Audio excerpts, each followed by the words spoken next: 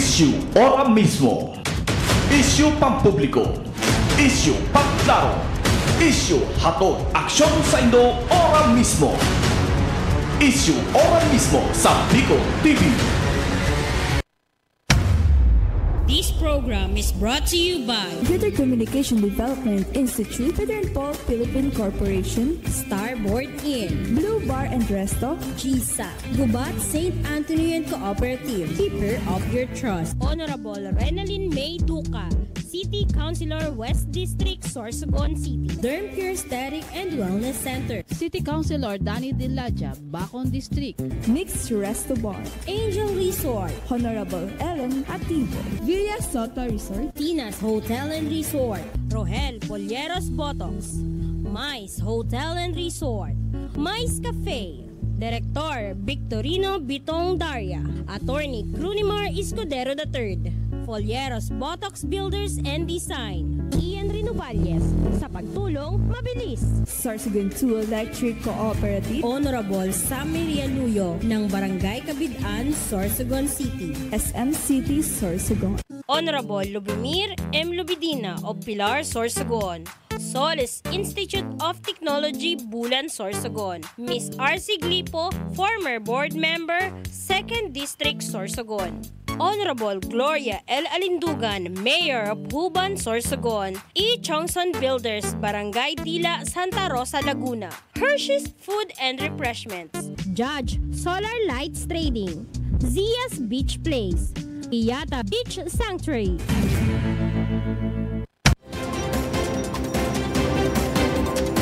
Magandang umaga Pilipinas kong mahal, Luzon, Visayas, Mindanao. Magandang umaga sa lahat ng nanonood sa ating programang Issue Ora mismo ngayong araw na ito. Miyerkules naman po. Magsama-sama tayo sa mga oras na ito habang hindi pa nagsisimula ang National Festival of Festivals Competition. Dito lang po yan sa probinsya ng Sorsogon o dito lang naganap sa Bicolandia ang Festival of Festivals National. Kaya habang wala pa, program muna tayo habang hinihintay natin ang pagsisimula ng street dance presentation. At syempre, tuloy-tuloy yan.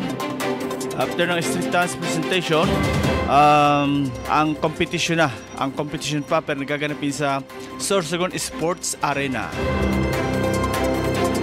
Syempre, mamaya magdala lang kayo ng payong. Dahil sa malamang abutin ito hanggang 12 noon. Kaya abangan na lang. Pasiguro lang tayo sa init. At syempre magdala ng H2O or water.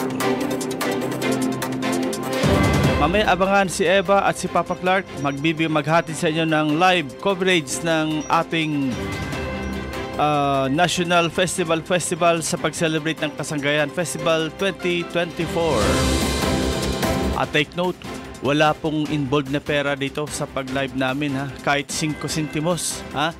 Ipinapakita lang po natin kahit na may mga issue na panghihigpit sa media, pero tayo po ay ginagawa natin ang abot ng ating makakaya para maihatid sa inyo ng live ang kaganapan niyan sa labas, lalo na sa iba-ibang lugar ng Pilipinas ang nanonood sa atin.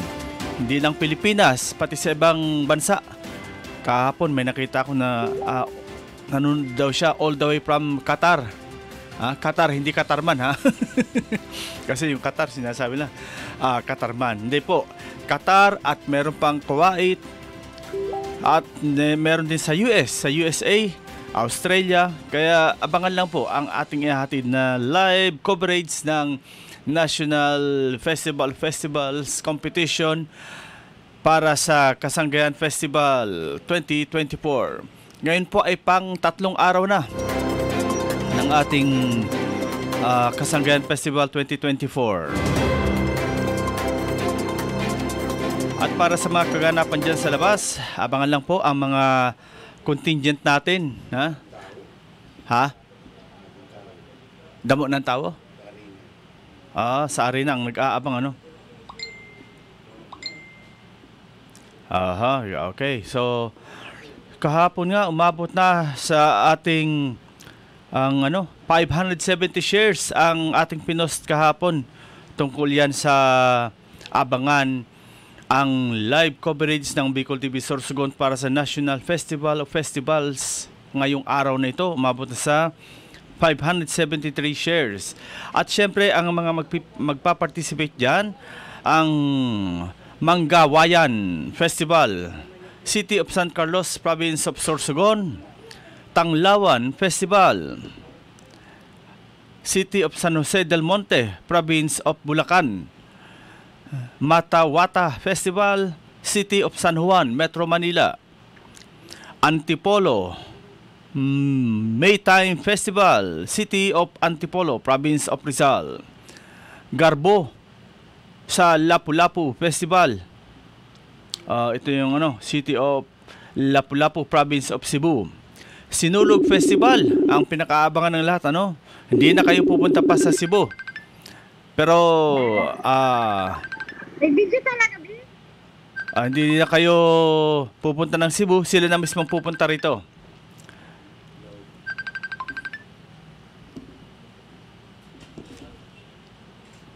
Ayan Ang isa pa, Gaginaway Festival, Municipality of Malita, Province of Davao City, Davao Occidental. Ito yung Gaginaway Festival. Tapos Province of South Cotabato, itong Tinalak Festival. From the province of South Cotabato.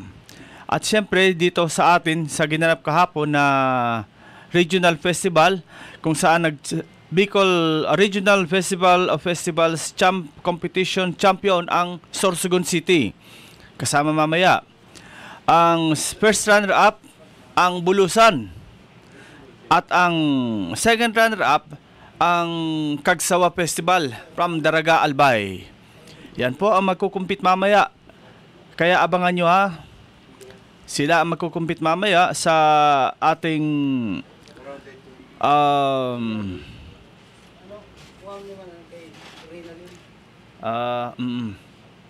pakicheck na lang. Mayad na morning padi. Mayad na morning mantabi sa imo.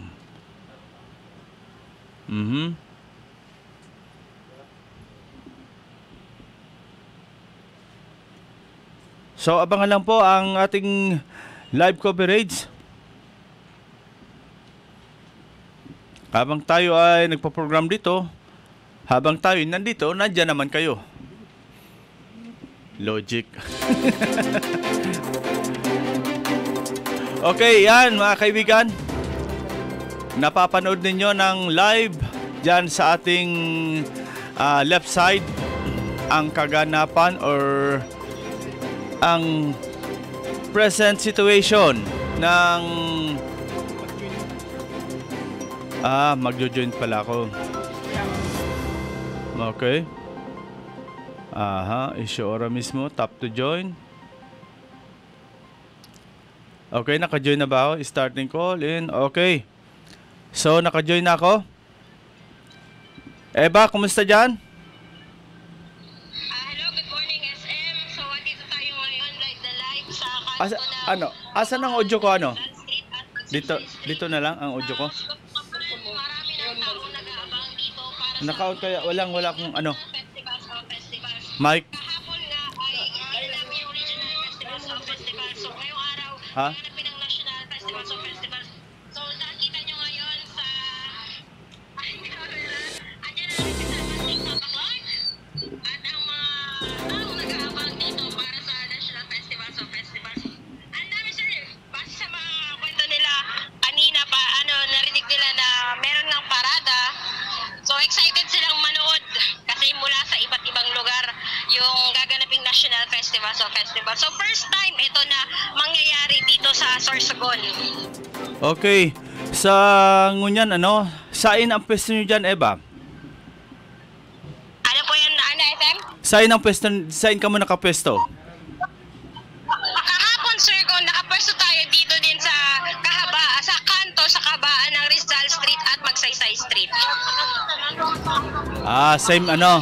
Same place magkayunan kayo ang pwesto nindo kahapon?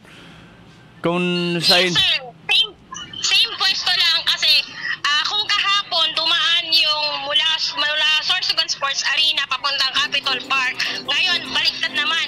Dadaan ang parada simula sa Sorsogon Capitol Grounds papuntang Sorsogon Sports Arena. Sangon yan, kumusta ang mga, sabi nga ni, mga marites dyan, mga parahiling? Ang dami sir naghalat yung mga marites. So far, madami pa rin. Patuloy yung pagdagsa ng mga tao dito sa downtown para manood ng National Festivals of Festivals. Regarding naman sir sa situation, so far, kanina, may mga dumadaan pang sasakyan. Pero ngayon, simula ngayon, itong oras na to, bawal nang pumasok sa vicinity sa downtown. Nakaantabay na rin yung mga kapulisan natin para iharangan na at hindi na tuloy ang makapasok ang iba pang mga bihikulo. Okay, so sa ngunyan, pirang contingent ang magpa-participate? Sa ano sir, base sa contingents, 10 contingents. Kasama na po doon yung 3 nanalo kahapon. Yung nag-champion, first runner-up and second runner-up sa naganap na regional festivals o festivals kahapon. Oo. And aside from that, ang piglalauman tamahiling ining Sinulog Festival from Cebu City. Yes sir, ang daming nag-aabang talaga sa Sinulog Festival kasi hindi na nila kailangan dumayo pa ng Cebu City para lang mapanood ang Sinulog Festival. The same way sa iba pa nating mga festival na dumayo din dito sa Sorsogon. Tsaka sir, ang iba kasi ang talagang kabang-abang talaga dito ay kung sino talaga yung magkakamit ng premyo na 3 million pesos. Wow. Positive din talagang confirm yan. 3 million ang grand champion. Yes sir, positive po yan. 3 million po yung magcha-champion para sa National Festivals of Festivals. Kahapon sir, yung nanalo sa Regional Festivals of Festivals, which is LGU Sorsogon City or Dagayun Ciudad Festival, sila po ay nag-uwi ng 1 million pesos para sa kanilang championship. Aside pa yun sir sa kanilang mga special awards na natanggap kahapon. Oo, talagang 1 million kahapon. Kung madagdagan pangunyan ng another 3 million, jackpot! Yes sir, talagang. Tsaka hindi naman sir lugi yung mga sumali or yung mga hindi mananalo kasi lahat naman po sila ay may seed money na natanggap mula sa ating probinsya. Kaya gusto sabihin, walang uuwing luhaan maski kahapon. Yes sir, wala namang umuwing luhaan kasi lahat naman po sila ay binigyan ng ating provincial government ng seed money. Oo, kumbaga ini na sa ngunyan, mas dakula siguro ang seed money ka ini, national competition. Yes sir, kasi yung sa natin, yung kumbaga yung sa regional festivals of festivals, yung seed money na binigay sa kanila batay sa ating na pag-alaman is nasa 150,000 pesos po yung seed money nila. Ay wow, 150,000? Yes po sir. Okay. So dakula man pala And kahapon pala i-wrap up ta lang. Ano itong mga natandaan mo na nag-participate coming from different regions? Kahapon, so ang mga kahapon yung mga contingents natin, 10 contingents lang din po yun. Kahamugaway Festival from Kawayan Masbate, Parao Festival from Pilar Sorsogon, Padaraw Festival from Bulan Sorsogon, Gayon Ciudad Festival from Sorsogon City, and then Piñasan Festival from Daet, Camarines Norte. Oo. Igwa pang I think igwa pa from Catanduanes. Yes, meron sir meron there yung Kamuyan Festival from Karamuran, Catanduanes. And then Ibalong Festival from City of Legazpi, Kagsawa Festival from Daraga, which is nag-second runner-up kahapon. Oo. And Pulusan Festival din sir, kasama din po yun. Kahapon sisa itong mga nag-top 3 baya? Kahapon sa ating top 3, yung champion po natin is Dagayun Ciudad Festival from LGU Sorsogon City na nanalo din ng Best in Moving Choreography, Best in Festival Queen, and Best in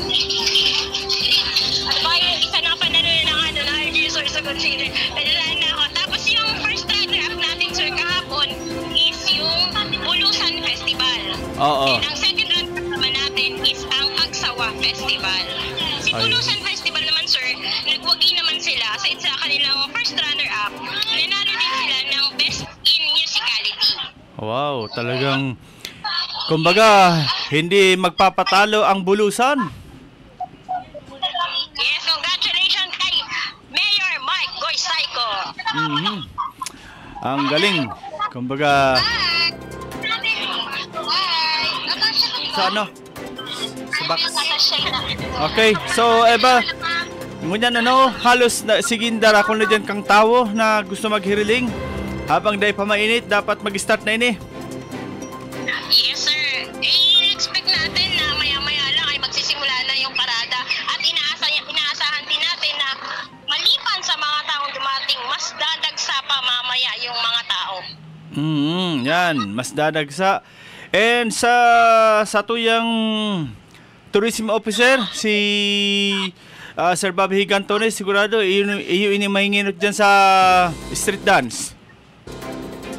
Yes, sir. Yung maungulit dito yung Provincial Tourism Office. Actually, sir, mayroon tayong nakitang mula sa Provincial Tourism Office kasi isa sa mga judges ay nakandito mismo sa area namin, sir. Kaya malamang sa malamang makikita nila kung ano yung mga exhibition kasi sa street dance dito, yung una makikita nila yung mga exhibition na gagawin ng ating mga contingents. Okay, so ingat-ingat lang kamo dyan, Eva. Dapat secure kamo sa sa init.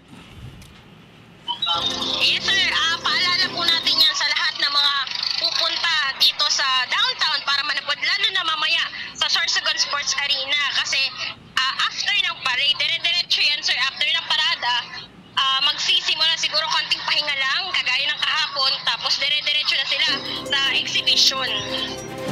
So, huwag po natin kalimutan magdala ng payong at tubig. Number 1 yan, payong at tubig. And sa Eva, Yes, sir. ang tabagang niya, this is the third day of the Kasanggayan Festival 2024. So, igwa ka ba dyan ng mga lista kan mga masunod na kaganapan after this? Yes, sir. After this, tuloy-tuloy kasi to. Marami to. Maghapon na ang nakalagay. Base dun sa schedule nila ngayong araw, simula umaga hanggang gabi na ata itong National Festivals of Festivals. Kasi parada, tapos dire-diretso na, sir, ng exhibition. Then after, yung mga agri-trade fair naman Tapos yung ibang lugar kasi October 16 ngayong araw, Wednesday, meron ding 450th celebration reenactment mamayang alas 3 hanggang alas 5. Doon naman yan, sir, sa Magallanes, Sorsogon. Tapos meron din sila doon mini concert na magsisimula naman ng alas 6:30 ng gabi. And bukas, mas maraming aasahan natin bukas na kaganapan. Okay. And holiday din po. Paalala din po sa lahat na bukas is holiday din po. As Oo. per declare po ng ating governor na si Governor Edwin Buboy Hamor. Okay, confirm ta lang, Eva, tuloy ba ang pagbisita bukas ni His Excellency Ferdinand Bongbong Marcos Jr.? Yes po, in-expect din po, inaasahan na po natin na bibisita dito sa probinsya ng Sorsogon ang ating president na si Bongbong Marcos para naman po sa turnover ng gaganaping or unveiling of commemorative stamp ng ating Sorsogon Sports Arena. So kaabang-abang din po yan. Bukas. Okay. So, expect natin yan, yung security. Siyempre, wag tayong maging, sabi nga, kung nasisita tayo, going to sports arena, yan po ay talagang para lang sa security ng ating mahal na Pangulo. Apo, expected na po natin yan na may mga ganyan talagang instances na mahigpit ang seguridad para na rin po yan sa kaligtasan ng lahat. Oo, at siyempre, bukas, 17, ito yung inauguration ng ating itong pinakamalaking Sorsogon Sports Arena. Ibig sabihin yan, huwag kayong magdadala ng ano pa man na mga bagay na pwedeng makumpiska sa inyo kung kayo ay pupunta dyan.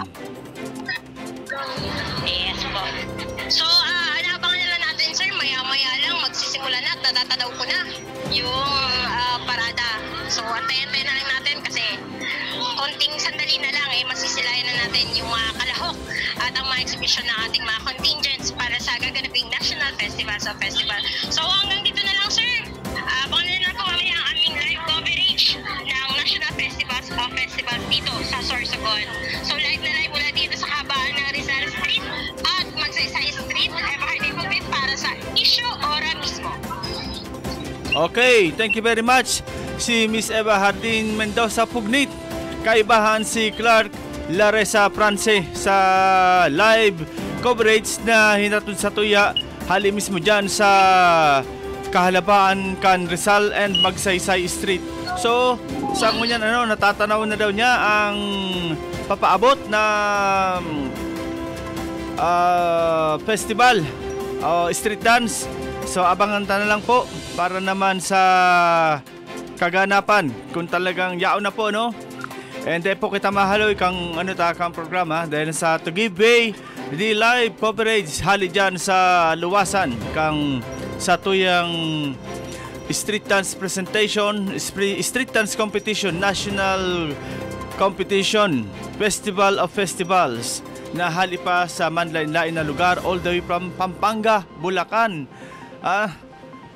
kaharayoon na lugar ni Cebu, Lapu-Lapu City, iga pa ning hali dyan sa Negros Occidental, ang Davao.